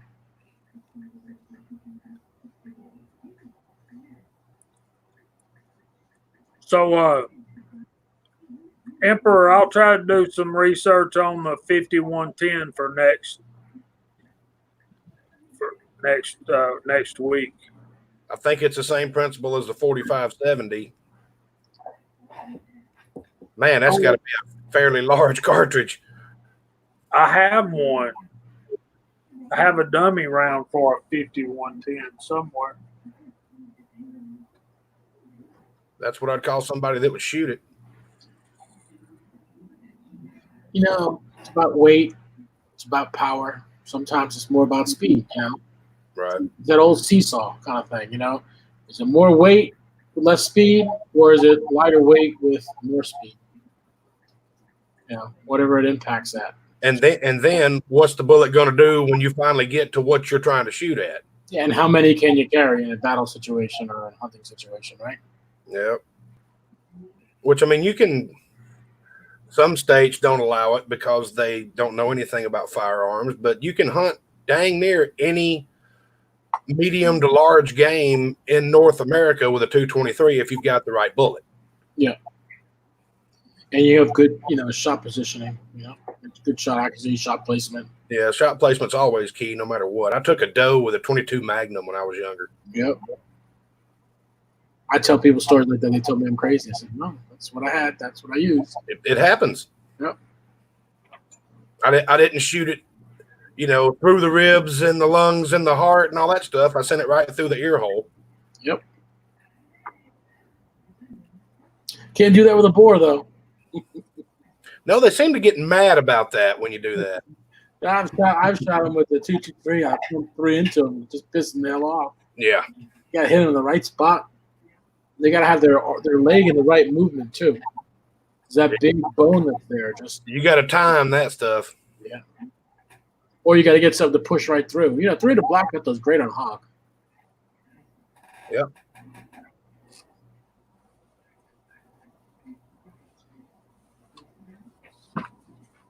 How I about can't put my hands on it right now. We'll find it later. I've seen plenty of videos on YouTube where they go out to these hunting ranches in Texas, and they go out there and they're shooting 223, and you see all the pigs in the wild limping around because they've been shot but ain't been killed. Yeah. Well, they banned 223s on a lot of those places.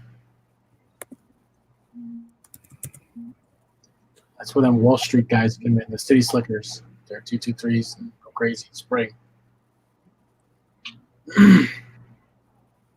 20 gauge shotgun slug will kill anything in North America. Yeah. So will the 12 gauge. No, Ozark, I didn't need a light. The sun was out and nice and bright.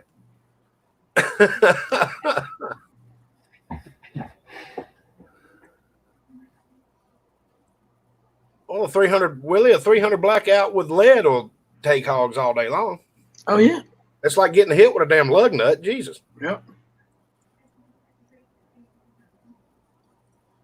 That sounds interesting, Eagle. That would just about be a straight wall cartridge, wouldn't it?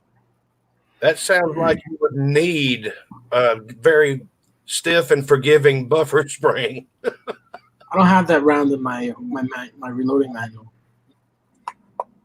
So the 450 Bushmaster is AR-15, and the 475 is going to be the AR-10, right? Yeah. That's what I'm figuring. Wow. A little longer. AR-10 is based on 308, right? Yeah.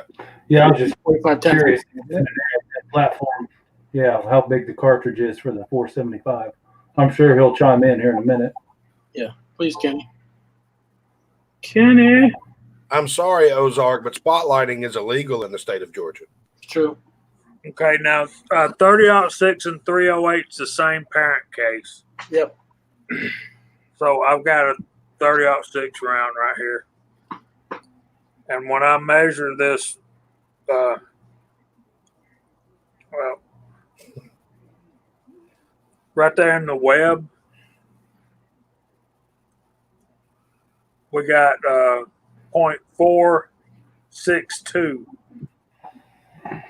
Right across the case head, it's 0.464. So, depending on what the diameter of that bullet is, 475, it's going to be tapered out some. I was in the reloading store this week, dropping off some 3D prints I made for the store owner.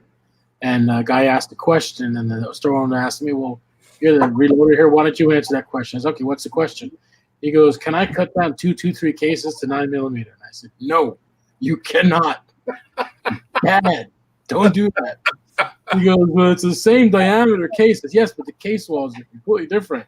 I said, 9mm case walls are made out of tissue paper coated in brass, and 223 is a much thicker cartridge. You're not going to get the bullet seated properly. It's going to have a big giant bulge. Okay. I was told I could do that because they're the same. No, they're not the same. No, bad, no. It'll fit. It might even chamber, but I wouldn't pull the trigger. Y'all talking about that these last couple months on some of the platforms, Facebook and whatnot, you can see the inexperienced talking. And those guys, a lot of them are kind of scary to hear some of the questions they're asking, which is good they're asking them, but it's something they've already done. And guys, just make sure you record videos or reloading manuals, to get your ideas. Because they're the same. Why would you want to? They're the same people that'll take their AR to a gunsmith saying, why did this explode when they put a 300 blackout down a 223 barrel? Right. I mean, the fact that why would you even want to cut down a 223 to make a 9 tells me you haven't done any research at all. It's a lot easier to just reach down and pick it up off the ground. 9mm everywhere. Right. I've got 3 5-gallon buckets full of 9mm. One right here and 2 more in the basement. Yep. They're all clean and ready to load. Now, everybody's got to start with zero knowledge, but the difference is you start asking questions after you listen a whole bunch, If you got a question, maybe come up with a stupid handle to ask stupid questions, and then use your good handle for good questions. Problem is people don't know the difference, unfortunately. And I'm a reloader just like the rest of you guys. I don't know everything. None of you guys know everything. That's the thing. That's why we we talk with each other. That's why we share knowledge, and we'll have a certain amount of respect for each other's capabilities. They all come from the same scenario. But there are some people getting into reloading that kind of scares me. There's a bunch of reloaders getting into reloading right now because there's no ammo in New York, New Jersey, Connecticut, Pennsylvania. There ain't no ammo anywhere. If it's blue, there's no ammo. Yep. And so everybody's getting into reloading and buying presses and everything else. That's why it's hard to find, primers. That's why it's hard to find a lot of primers. A lot of people get into it. The good thing is, in 6 months to a year, when ammo's back, there's going to be a lot of good ammo reloading equipment we're able to buy on Craigslist. Yep. Let go. And I wasn't hoping that sounds like I was picking on them or bashing on them any. It was a little scary, and I hope they get the proper, question answered right, and not just listen to some of the advice, because sometimes the advice that's given to these people is worse than the question. There's no such thing as a stupid question if you honestly don't know. Exactly. My problem is some of the advice given scares me. My problem is kind of what I think MCK is getting at, is when somebody takes a question that seems stupid to them and tries to make a joke out of it by giving you an even more absurd, more ridiculous answer. So, yeah, that's not doing our community good. Yeah, and telling them the wrong advice is not doing us any good. And that was more the reason I wanted to drive it home, is if you don't know, don't talk about it. Stick to the books and follow the books and ask questions on the reloading forums, and and learn. Every one of us came in green at one time or another. Didn't know anything, but it took time to learn. And I'm still learning every day. Still learning. Yep. My favorite phrase Yep, is we I all agree. have I something to agree. learn, but we all have something to share. Yep. I've learned a lot from Kenny. I can tell you that. I'm sure a lot of you guys have. I've learned some from Jamie and some Kyle and from loads of bacon and from Elvis. You know, it's been great. I wouldn't be powder coating if it wasn't for Elvis, and if it wasn't for a fortune cookie 45 LC, I wouldn't be powder coating. So I learned from everybody. That's the whole point of me coming to YouTube, to learn new stuff. And man, this would be boring if we knew everything, wouldn't it? Yep. And those of you that think you know everything are really annoying to those of us that do. Said the All right, guys. Preacher's Day off. Preacher's Day off here. Let's start talking about 30-06. Yeah, I wanted to get to that, but before we do, that one group you had out of that 30-06, they were all touching. That's incredible, man. Okay. Yeah. Like a few minutes ago, Idaho mentioned the 375 H&H Magnum. Here's a spent case from a 375 H&H Magnum. To give you some perspective, right here is a fully loaded 30-06. Wow. So an empty case is almost as big as the whole dang thing. I know my fingers are in the way. Check this out. It goes in all the way up to the shoulder. That's a belted Magnum, right? That's a belted Magnum. Okay. What you got there, NYC? There's a 223. That's a 338 Lapua. Nice. Let me put you up there. Sure. Show them side by side again. Man, that's just nuts. They do some damage. A lot of mass. Fast. Oh, yeah.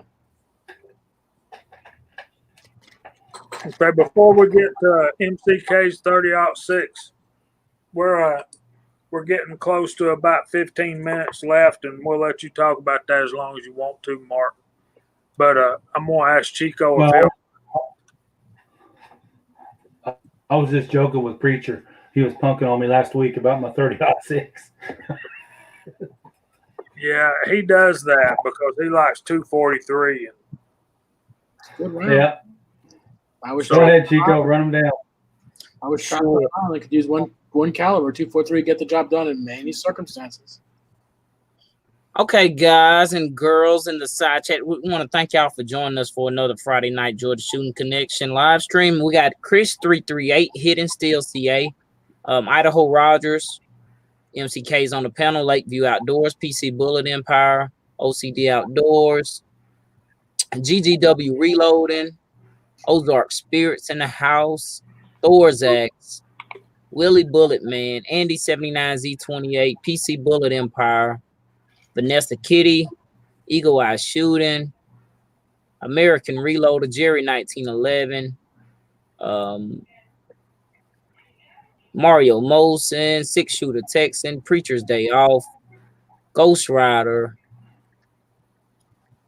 Let's see who else. Uncle John, Larry Palmer, Russ Brumbelow, Floyd Hicks. Damn, that thing just moved up real quick. American Reloader. And let me do one more thing. Go to the participants real quick. Let's see. So we got GGW Ghost Rider, Lakeview Outdoors, Larry Palmer, Mario Molson, Ozark Spirit, PC Bullet Empire, Preacher's Day Off, Thorzax, Uncle John, Vanessa Kitty, Willie Bullet Man. We really appreciate you guys coming, guys and girls coming with us, or hanging with us rather, for a variety of topics, stuff like that. One thing I want to say about what everyone was talking about asking the questions, I totally agree. You guys know when I first got in Reload, and I asked so many questions, I just thought I probably was pissing people off. But everyone was real welcoming, and giving me the best answers possible. But what I would say, everyone's mileage may vary. So make sure you do your own research, especially if someone's giving you like a working or starting load. But there's no experience like personal experience. And that's just my opinion about stuff. So I really appreciate all you guys hanging with us. Go ahead, MCK. You can have it back, brother. No, I was really didn't have nothing set up to talk about. I was more or less just joking with Preacher.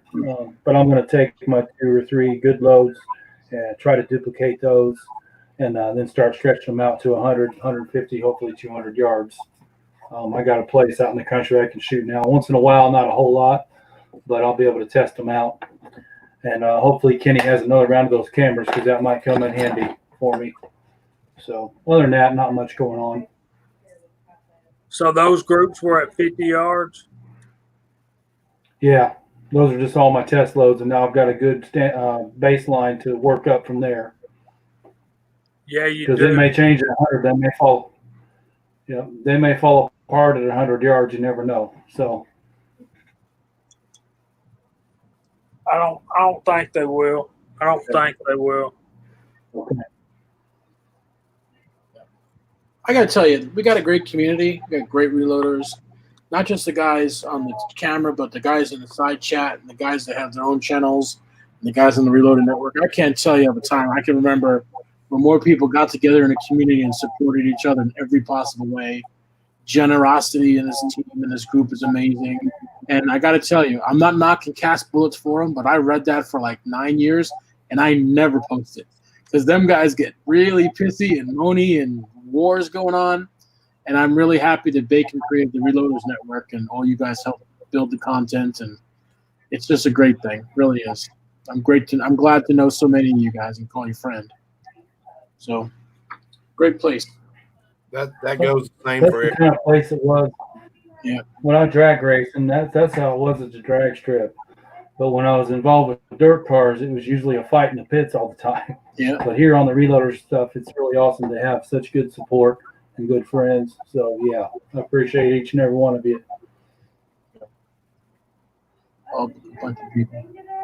Good night, Ozark. Thanks for joining us, brother. See ya. See Bullet Empire. Good to see you.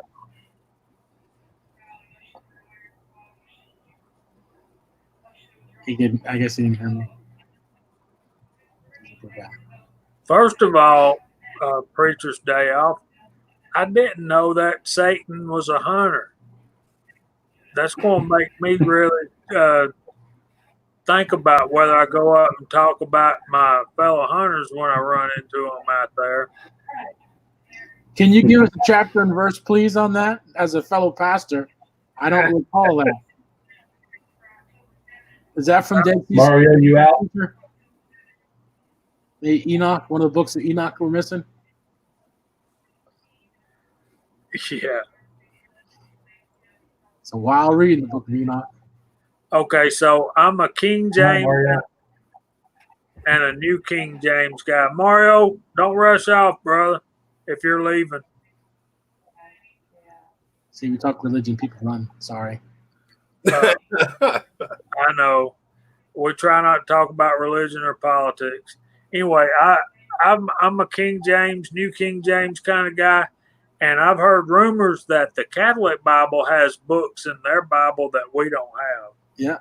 And my sister-in-law now works for the Catholic Church down there close to where she lives, so I get a lot of the inside scoop about the Catholic things. And I watched one of their services around Easter time. I think it was Good Friday.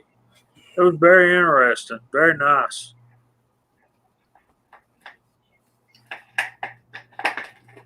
I would say the Catholic Church is like the Star Wars of religions because they got all the cool action figures and figurines. So if you're collecting the set, it's easy. You can just go get all the saints and statues and all that stuff. Other than that, I think it's marketing, a lot of marketing stuff. I was just about to say something about that, Jamie. Thorzak's made a very good point. I know a lot of guys I shoot with have Savages, and once they started reloading for them, they are tack drivers, 300 yards with 308s, and I mean, just it's nothing to stack them right on top of each other after you get your pet load. But hell, Johnny works for the SWAT team down in southern Georgia, and his is a 30. His is a 30-06, and he's dinging 2-inch steel plates at 500 yards with it out of a Savage. He goes, "This son of a bitch shoots better than my damn rifle at work." Well, there you go. He bought it for next to nothing. It was on sale when he bought it. He just bought it because he was there, and the guy said something. Yeah, sure, give it to me. I'll take it and shoot it. If not, I'll give it to my son when he grows up or something like that. And he took it out, and we had some fun with that thing. It was a good shooter, and it's factory ammo. That's what was weird. You just take a box of factory ammo, load it up, and they're just right on top of each other. Preacher gave me a verse, but I still don't think it says anything about 30-06.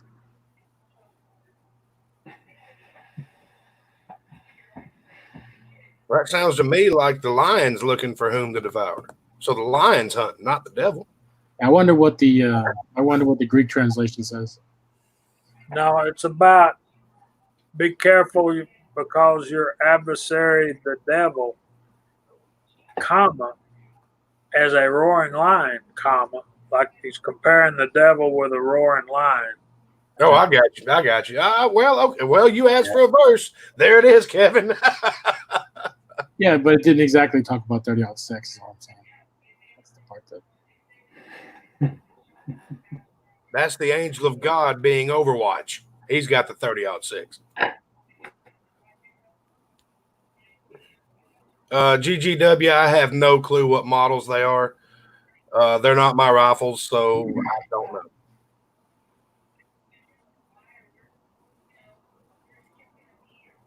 But as far as I know, even the lowest priced model that Savage has is dang near a half MOA out of the box at 100 yards. Yeah. They're ignorantly accurate for what they are. Yeah, GGW is looking for a scope mount. 99. What is a 99? Yeah. In 300 Savage. And on down here, he's been trying to find a scope mount for it. Hang on. I'll hook him up. And Preacher in his infinite wisdom.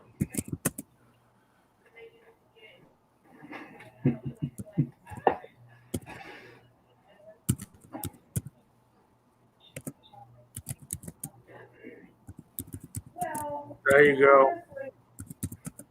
The moped will get you to work, but I wouldn't ride it every day.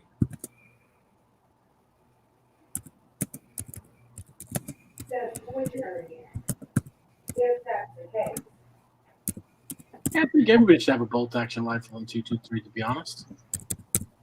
I like a bolt action 223. It's a lot of fun. Yeah, and you can get those Savage Axis and Ruger Americans. I mean, man, they're $200 or $300. Yep. Thompson Cocos in 223 is nice too. That Model 10, Model 110, Model 12, 16, all those. Yep. Now, those get up there in price, but they get up there in it's a Savage lever action. It gets up there in quality of a firearm too. Yes, sir. Yeah. Did you recommend an SWFA, Kyle? Is that what you did? Sir? Did you recommend an SWFA? Yeah, they've got a wide variety of mounts. Some of them they make themselves. Some of them are, intermingled from other companies and everything. But if you can mount it to something, they've got the mount for it. Yeah, I got about 10 of their mounts. I love them. I've got a couple on some ARs. My 308's got them. They've got I've got really stout scope mount on my my Weatherby, and it doesn't move. I set it and I forget it. I have never had to adjust anything or tighten anything as far as a scope mount. I've had to resecure the trigger mechanism in it a couple of times, but not the scope mount. I've had a couple rifles, like the Thompson Compass really didn't like the SWFA mounts. They wanted rings with a little mark on it, unless I changed it, put that adapter on top to change it to a Picatinny rail. They've got all those adapters and everything now. It doesn't matter what they've got mount for a Mini 14, an SKS, AKs. They got it for all the oddball stuff that you never could find a mount for. They've got them. You know what I thought was pretty cool is that a keyed set of rings is actually not a bad thing to have, because when you take your rifle scope off and you pop it back on, it goes in the exact same spot. Right. Try doing that on the Picatinny rail. I got white out and all that other stuff on there to try to line it up, and I still want to have to re-zero it. Well, I've got the quick tactical mount on one of my ARs. It's just a flip lever. Yep. And you can use flip up sights. Put an A2 sight on the back of it, whatever, and then you just go right back with that thing, snap it back in, and you're still dead on at 500. Yeah. It's amazing what they've come along with. Yeah, I got into the quick release on some of the AR scopes in the beginning, and unfortunately they were cheaply made, and they would come off and get loose after 1,000 rounds or so, and I'd have to replace them. So I just went with fixed ones and never have to re-zero it anymore. Right. Well, the thing about SWFA is it used to be, I would say when they were starting out, of course, I used the SWF. It was a version of the SWFA made the scope. Yeah. I used a fixed 10 power in the military. Yep. And they since it's the $300 scope you can buy, and the mounts used to be subpar. They stepped them up a lot. The mount I've got on my AR, just the mount, the scope base and was, I don't want to say it was like $90, but I can take that rifle and cut a tree down with the stock and the scope's still perfect. Nothing's loose, nothing's moved. Of course, I got a Vortex scope on it, but it's a Vortex scope I used to have on one of my 308s, but I just moved it. Jamie looks like he wants to say something. I'm trying. But Kyle missed the first hour, so I'll let Kyle go as long as he wants. I'm good, bro. Go ahead. All right. Idaho said that David's sling was in 30 caliber. Well, I'm like Kyle on that. I want book, chapter, and verse on that too, because I think it was a 35 caliber. I'm just saying.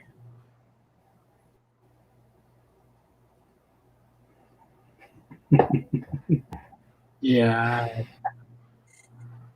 I don't know if I can comment on that. Go ahead, I'm listening. It ain't in the book. It's not in the book.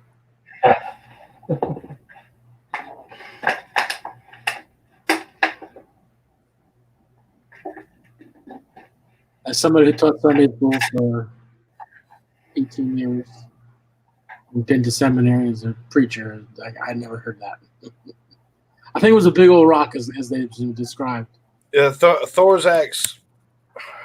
No, what? Maybe it was Thorax. I just killed the side chat. It was a 30 cal high capacity 5-round magazine in the sling. Oh, Tim said that. Sorry. Well, what I'm telling you is that is accurate. That is, he picked up 5 stones, 5 smooth stones from the brook. And it also says that it embedded into his forehead. And then when he tumbled down, David didn't have a sword because Saul's was too big, remember? So he took nothing that Saul tried to give him fit David right. He needed to be quick and nimble.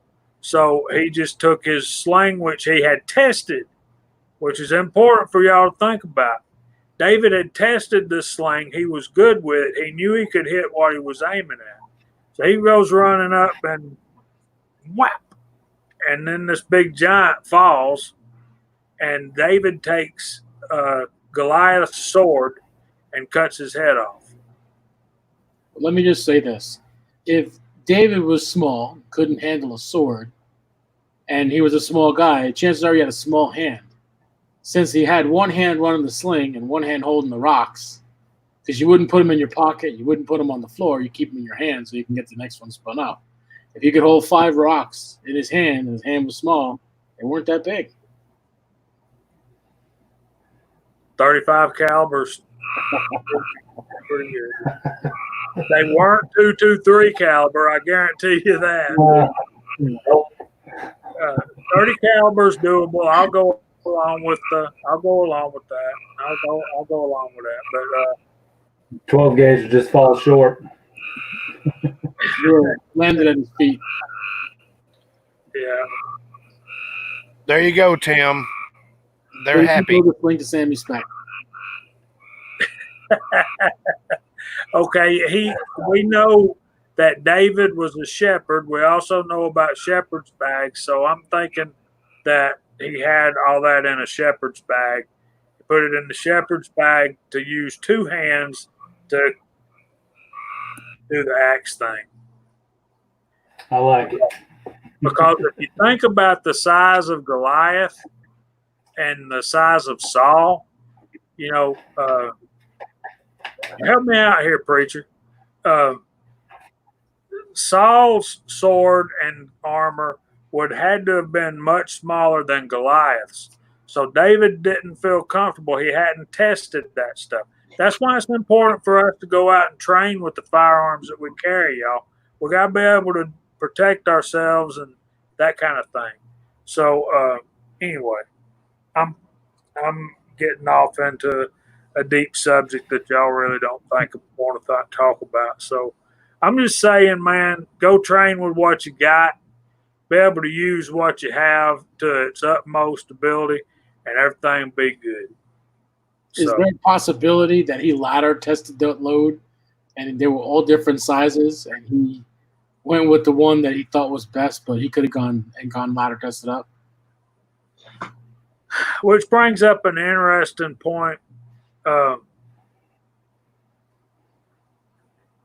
Those stones could probably not have been the same size.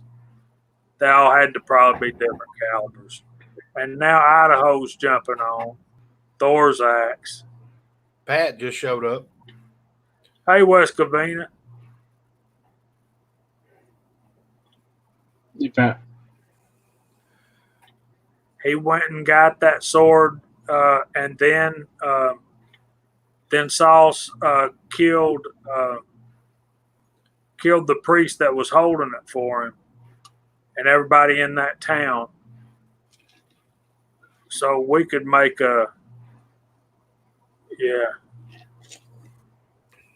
that is highly possible, Idaho.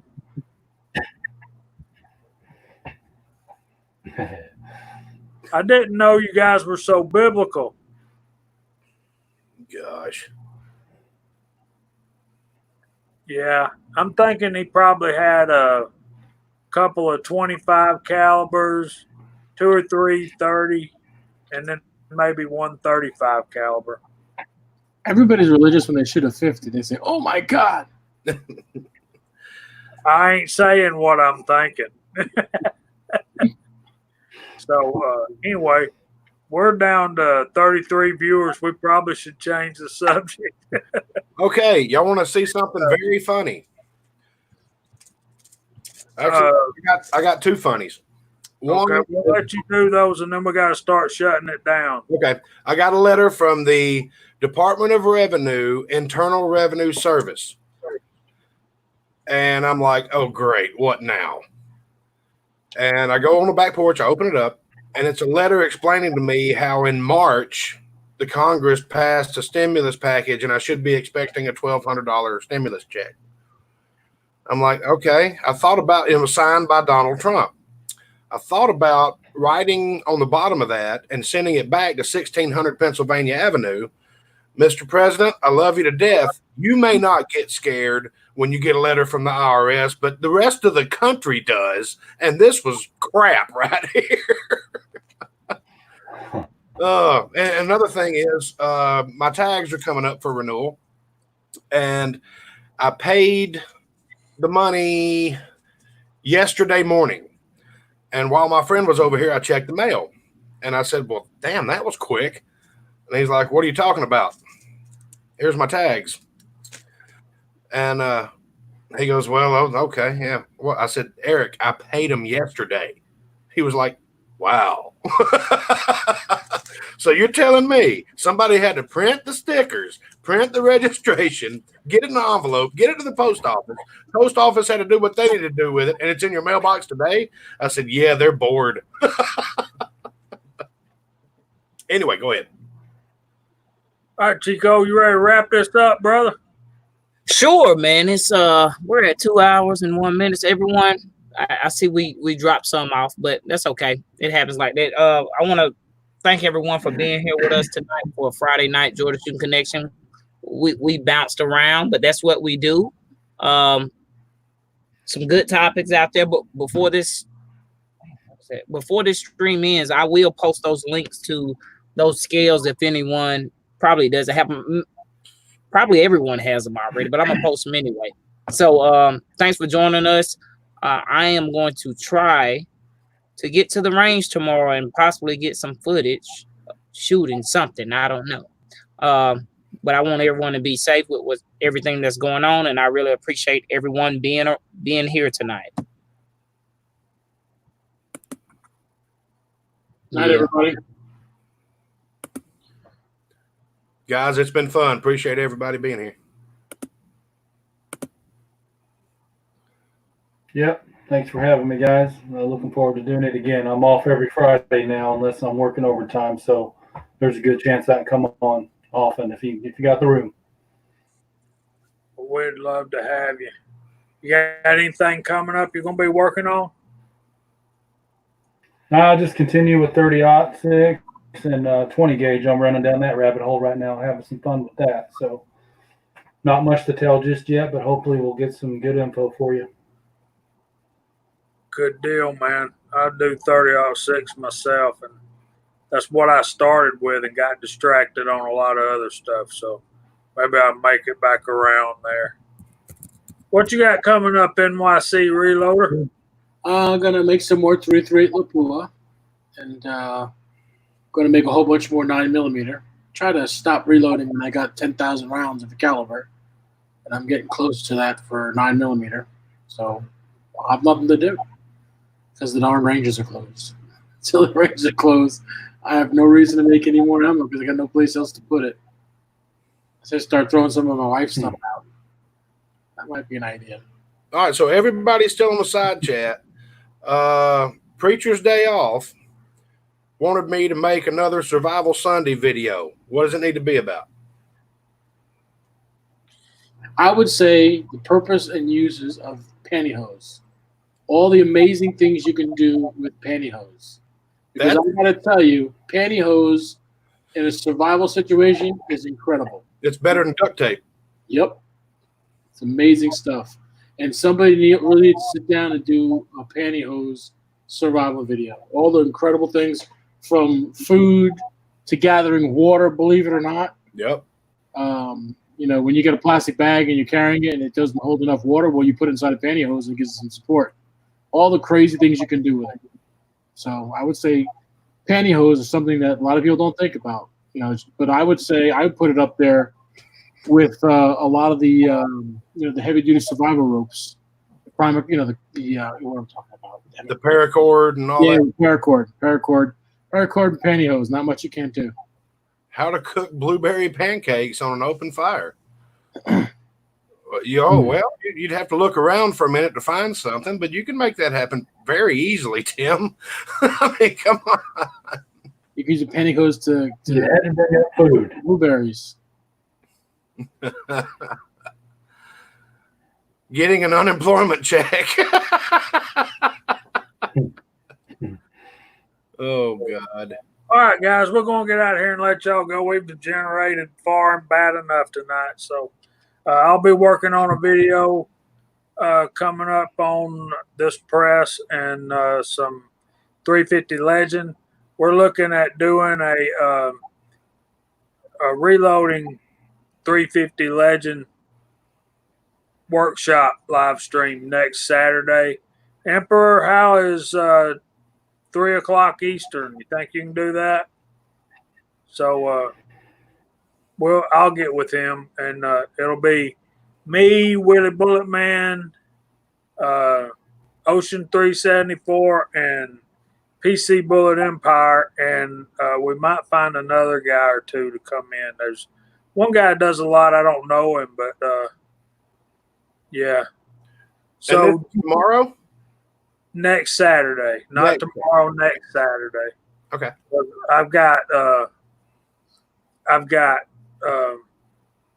a trip to take tomorrow, and Chico's putting links out there. So y'all check us out on the Reloaders Network, Headspace, and Discord. Check out Uncle Jim tomorrow night. Check out Foreign and Domestic Sunday night at 7 o'clock on the Crazy Scotsman channel.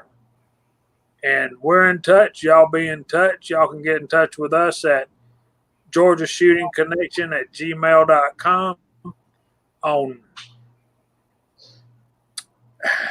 Instagram and there you go. and and on Discord. All right. Y'all have a good weekend. We hope God blesses y'all real good. Stay safe and healthy, and take a new shooter to the range if you can find one open. God bless you all real good. See you next week, Lord willing. Night, guys. Good night, y'all. Good night, y'all. Good night, everybody. Good night, John Boy.